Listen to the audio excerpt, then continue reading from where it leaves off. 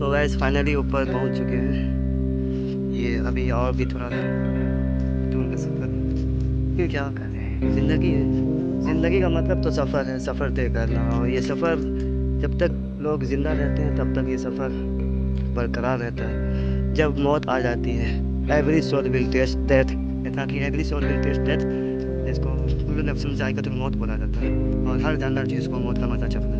ये कुदरत का नज़ारा है कि पहाड़ की वादियों के बीच में एक पोखर सा, और रब्बे कायनात है। सब चीज़ पे कुदरत है, सब चीज़ पे मतलब दो में देखो, फिर ज़मीन बनाए, आसमान बनाए, सितारे बनाए, चाँद बनाए, सूरज बनाए, सब हमारे पास का है। तो गाइस बताएं कैसा लग रहा है ये नज़ारा। आई होप कि आप लोगों को बहुत ही अच्छा लगता होगा। मेरी तबीयत थोड़ी ख़राब है तो इसीलिए मेरी आवाज़ थोड़ी नासाज है, तो मैं सही से बोल नहीं पा रहा हूँ।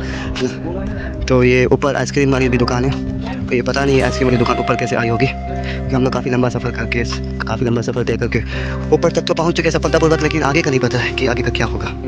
तो गाइस एक नया, और जो मैं बता रहा था ब्लॉग में कि IGI गेम वाला जो एक ये था, तो वो मशीन पे बैठने के लिए ऊपर जाया जाता है। सीढ़ी बहुत लंबा सीढ़ी है, इसमें क्या बताऊँ। ये देख लें आप, ये इधर का बस्ती बोले, टाउन बोले, या दृश्य बोले, नज़ारा बोले, सब आप लोगों के सामने है। ये फिर इधर है, ये इधर का नज़ारा है। यही था वो पहाड़, ये पहाड़ के ऊपर चला जाता है। फिर उसके ऊपर जाने के बाद फिर ये सीढ़ी से ऊपर चलते हैं। फिर जैसे ऊपर चल रहा हूँ गाइस, फाइनली ऊपर आ गया हूँ। यही वो मशीन है, और इसी पे वो बैठ के लिया जाता है IGI गेम की तरह। और गाइस ये ऊपर जाने का है। मैं अभी यहाँ से आया हूँ, मेरे दोस्त लोग उधर साइड बैठे होंगे, पता नहीं वो दोस्त है कि सब्सक्राइबर है। आई थिंक सब्सक्राइबर हो सकती है। सो गाइस अभी हम लोग जो आए हैं तो वो उधर से, मैं आप लोगों को जूम करके दिखाता हूँ कि ये सीढ़ी है। ये सीढ़ी के बाद यहाँ से हम लोग नीचे उतरे, फिर उसके बाद इधर आए, फिर इधर से घूमे, फिर घूमने के बाद वो पानी दिख रहा है आप लोगों को, पोखर टाइप का तालाब, उससे भी आगे 2 किलोमीटर, फिर वहाँ से हम लोग पैदल चल के ऊपर आए गाइस।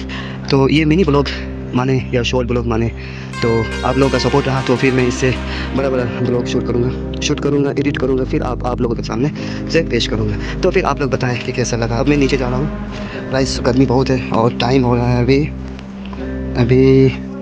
12:38 हो रहा है गाइस, 12:38 हो रहा है।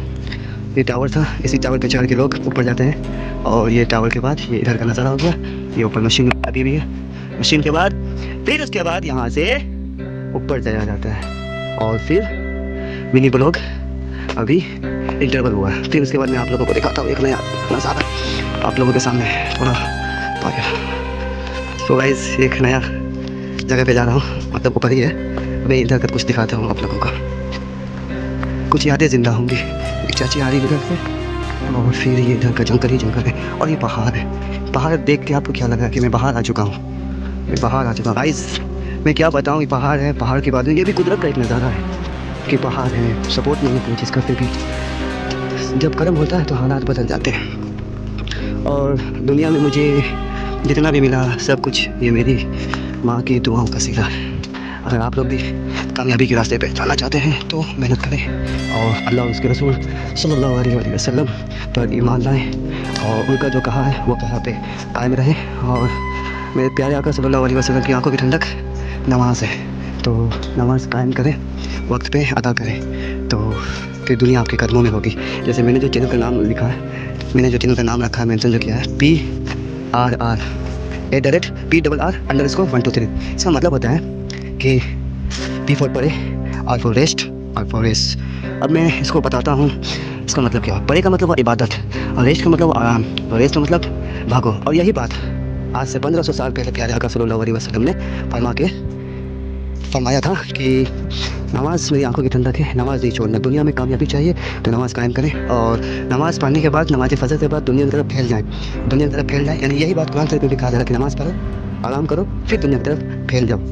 और रिज़्क़ की तकसीम सुबह की नमाज़ में होती है। सुबह की नमाज़ आई मीन फजर का वक्त होता है, तो फजर के टाइम में सुबह की नमाज़ का तकसीम मतलब रिज़्क़ रोज़ी बांटा जाता है। और अब अभी कि लोग 95% आई थिंक 90% के आसपास, यानी कितने परसेंट लोग हैं मुझे नहीं पता, लेकिन अक्सर लोग सुबह में सो के रहते हैं। तो उन्हें फिर रिस्क कैसे मिलेगी, क्योंकि वो रब्बे कायनात है, अल्लाह तबारक व तआला रिस्क बेचते हैं फरिश्तों से, और जब वो फरिश्ते से रिस्क बेचते हैं अपने बंदों के लिए, तो फरिश्ते जब रिस्क लेके आते हैं तो देखते हैं बंदे सो के नमाज नहीं पढ़ रहे, नमाज नहीं पढ़ रहे, तो फिर वही फरिश्ते वो रिस्क को वापस लेकर रब की बारगाह में चले जाते हैं। फिर रब से फरियाद करते हैं कि आपका बंदा सोया हुआ था, तो वो रिस्क उसे मिलता नहीं है। फिर वही बंदा जब उठते हैं 10-11 बजे के आसपास, तो रिस्क की तलाश में निकलते हैं, तो उन्हें नहीं पता कि रिस्क सुबह ही में आ चुका था, पर आप तो महरूम थे, तो मिलेगा कैसे। तो गाइस आप लोगों से रिक्वेस्ट है कि आप लोग नमाज कायम करें। तो आज का ब्लॉग यहीं पे ख़त्म होता है, फिर मिलेंगे नई ब्लॉग के साथ। तो तब तक के लिए खुदा हाफिज़, अपना बहुत सारा ख्याल रखिएगा। अस्सलामु अलैकुम व रहमतुल्लाहि व बरकातुहू।